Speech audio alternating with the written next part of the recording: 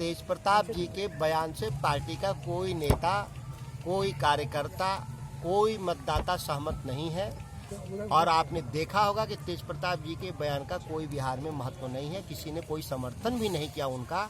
अब उनका एक लाभ है, इंसान करता है एक लाभ। लोकतंत्र एक लाभ से नहीं चलता है, प्रलाप से भी नहीं चलता। वो तो पार्टी के बड़े नेता गिने जाते हैं। पार्टी के नेता हैं, बड़े नहीं। राजद के प्रदेश अध्यक्ष जगदानंद सिंह को खरी खोटी सुनाने वाले लालू के बड़े लाल तेज प्रताप यादव पर भले ही पार्टी के कोई दूसरे नेता ने अब तक सवाल खड़ा नहीं किया हो, लेकिन जगदानंद सिंह के बेटे राजद विधायक सुधाकर सिंह से जब यह सवाल पूछा गया तो उन्होंने कहा कि तेज प्रताप यादव के बयान से पार्टी के कोई भी नेता इत्तेफाक नहीं रखते हैं।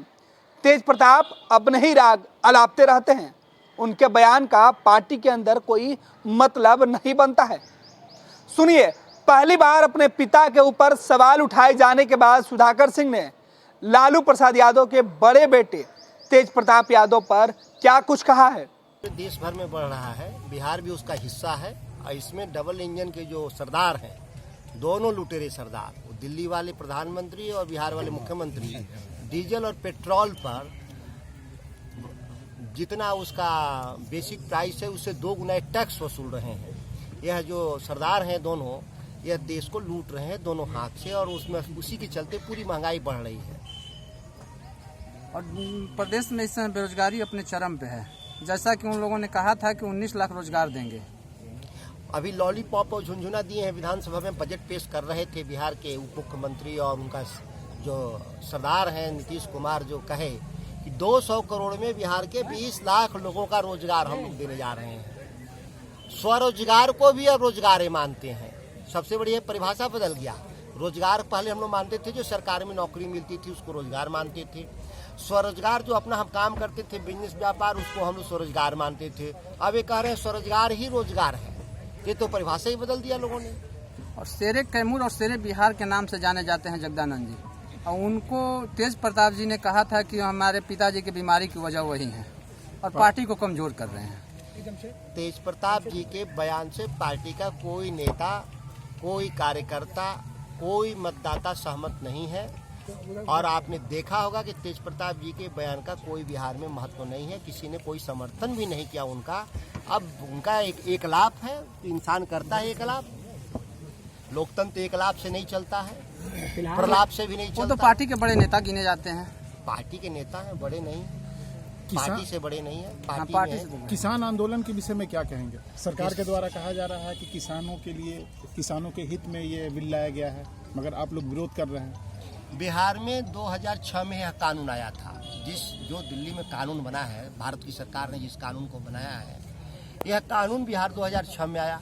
आप देख लीजिए, आप तो गवाह हैं, पत्रकार भी हैं और किसान भी हैं। 2006 के बाद जब से एक कानून है, दुर्दशा ये है कि जो न्यूनतम समर्थन मूल्य से 40% कम दाम पर किसान का अनाज बिक रहा है, वो गेहूं हो, धान हो, मक्का हो, जो भी है। तो ये जब पिछले 14 सालों से साबित है कि इसकी कानून से आने से किसानों को घाटा हुआ है, तो दिल्ली में जो कानून आया है और घाटा बढ़ेगा। इसके चलते किसानों का घाटा बढ़ेगा। कोई एक साबित कर दे कि किसानों को मुनाफा हुआ इस काम से, कहीं कोई बता दे आंकड़े, अगर भारत सरकार के पास हो, नीतीश कुमार के पास कोई आंकड़े हो। सिवाय यह जमीन पे खेती नहीं करते, ये कागजों की खेती कर रहे हैं। कागजों में खेती समझ रहे हैं ना, आंकड़ों की खेती कर रहे हैं। इस आंकड़ों की खेती से लोगों का पेट नहीं भरेगा। हम लोगों को जमीन पर जो पैदा होगा उससे पैदा हुए लोगों से पेट भरेगा।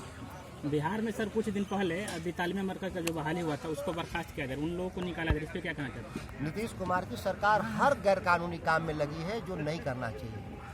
हम इसके खिलाफ हम लोग प्रस्ताव देने वाले हैं। आप देखिएगा सोमवार को कि तालीम मरकजों को इस गलत तरीके से नीतीश कुमार ने फंसा करके और निकालने का जो काम किया, और हाई कोर्ट के आदेश को भी नहीं मान रहे हैं। उच्च न्यायालय ने आदेश दिया कि नहीं, कि नियुक्ति सही है, और फिर आज कह रहे हैं कि नीतीश कुमार नहीं मान रहे हैं, डबल बेंच में जाने की बात कर रहे हैं। ये कोई रोजगार देना ही नहीं चाहते।